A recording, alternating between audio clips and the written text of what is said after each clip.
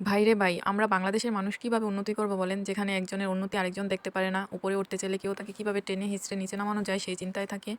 আসসালামু আলাইকুম। কেমন আছেন আপনারা সবাই? কেক ডেকোরেশন করতে, করতে আজকে আপনাদের সাথে কিছু কথা শেয়ার করতে চাই।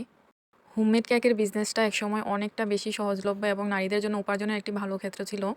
কিন্তু দিন, দিন মানুষ এটাকে এতটা পরিমাণে সস্তা বানিয়ে ফেলতেছে, কি আর বলব, বলার কোনো ভাষা নেই। আমরা কিছু, কিছু মানুষ আছি যারা হোমমেড কেকটা মানে যেরকম খরচ পড়ে সেই অনুযায়ী একটা ন্যায্য দাম রাখার চেষ্টা করি। কারো খরচ কম পড়ে, কারো খরচ বেশি পড়ে। বিভিন্ন ধরনের ইনগ্রেডিয়েন্ট আছে যেগুলো ভালো খারাপ আছে, তার সেই অনুযায়ী দামটা নির্ধারণ করা হয়।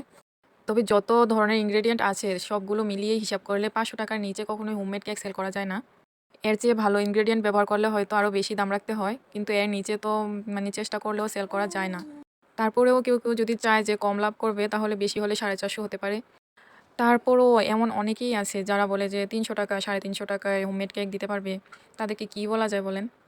তবে তাদেরকে কিছুই বলার নেই। তাদের লাভের হিসাব, তাদের বিজনেসের হিসাব তারা বুঝবে। কিন্তু যখন কিছু, কিছু সেলার ছেঁচড়ামি শুরু করে দেয় তখন কিছু তো বলতেই হয়।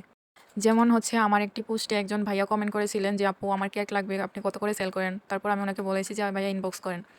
আর বেশিরভাগ সেলারদের ইনবক্সে প্রাইস বলার কারণটা হচ্ছে এই কিছু, কিছু মানে ছেঁচড়া টাইপের সেলার আছে তাদের জন্যই আসলে ইনবক্সে প্রাইসটা বলতে হয়। তারপর ভাইয়ার সাথে যখন আমার ইনবক্সে কথা হয় তখন মানে উনি কেকের প্রাইস জেনে তারপর সবকিছু ঠিকঠাক করে অর্ডারটা কনফার্ম করে ফেলে। অর্ডার কনফার্ম করার প্রায় কিছুক্ষণ পরে উনি আমাকে একটি স্ক্রিনশট পাঠায় এবং বলে, "আপু কিছুক্ষণ আগে অর্ডারটা কনফার্ম করে দিয়েছি।" মানে বলতেছে অন্য একজন আপুর কাছে অর্ডারটা কনফার্ম করে দিয়েছি। তখন আমি তো মানে অবাক হয়ে গেলাম। মানে বলতেছি যে, "ভাইয়া কি বলেন এসব? আপনি তো আমার কাছে অর্ডারটা কনফার্ম করলেন।" তারপর উনি বলতেছে, "ও আপু সরি ভুলে আপনাকে মেসেজটা দিয়ে দিয়েছি। আসলে আপনার কাছে আমি অর্ডারটা কনফার্ম করার পরে একজন আপু আমাকে নক দিয়েছিলেন যে, 'ভাইয়া আমি কেক দিতে পারবো, অনেক কম প্রাইসে দিতে পারবো। আপনি আমার কাছে অর্ডারটা কনফার্ম করেন।'"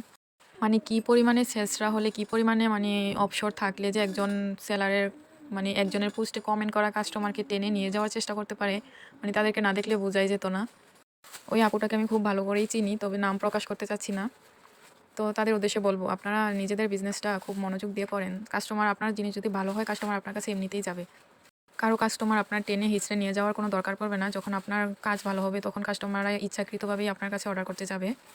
আবার আমাদের আশেপাশে এমন, এমন কিছু সেলার আছে যারা মানে মনের দিক থেকে অনেক ভালো। মানে কিছু, কিছু আপু আছে যেমন নুরি আপুর কথা বলি, আমাদের মানে আমার অনেক পরিচিত আপু। উনি যদি ধরেন বাসায় না থাকে, উনি উনার অর্ডারটা আমার কাছে দিয়ে দেয়।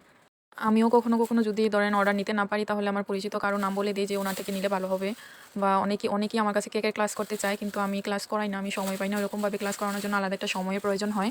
তো সেক্ষেত্রে যারা হচ্ছে কেকের ক্লাস করায় আমি তাদের নাম বলে দেই। যেমন তানহা আপু, নৌসিন, টিনা আপু এরকম আরও অনেকে আছে। মানে যারা ক্লাস করায় তাদের নাম আমি বলে দেই। কারণ আমি মনে করি হিংসা করে আসলে কোনো কিছুই হয় না। মানে কে আমার থেকে বেশি লাভ করে ফেললো, কে বেশি অর্ডার পেয়ে গেলো বা কে মানে উন্নতি করে ফেললো সেই জিনিসটা আমার মাথায় আসে না। আমি এতটুকু বিশ্বাস করি যে কারো রিজিক কেউ কেড়ে নিতে পারবে না। আল্লাহ আমার রিজিকে যতটুকু রাখছে আমি ততটুকুই পাবো। এর বেশি পাবো না বা এর কমও পাবো না।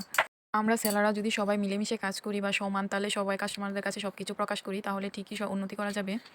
তো আজকে এতটুকুই, আর কিছু বললাম না। আমার কথায় যদি কেউ কষ্ট পেয়ে থাকেন তাহলে আমাকে ক্ষমা করবেন। আসলে আপনাদের খারাপ চেয়ে আমি কথাগুলো বলি নাই। আপনারা যারা এরকম করেন তাদেরকে শুধরে নেওয়ার জন্য বলছি। আমরা যদি সবাই মিলেমিশে কাজ করি তাহলে আমরা অবশ্যই সবাই উন্নতি করতে পারবো। কেউ পিছিয়ে থাকবো না।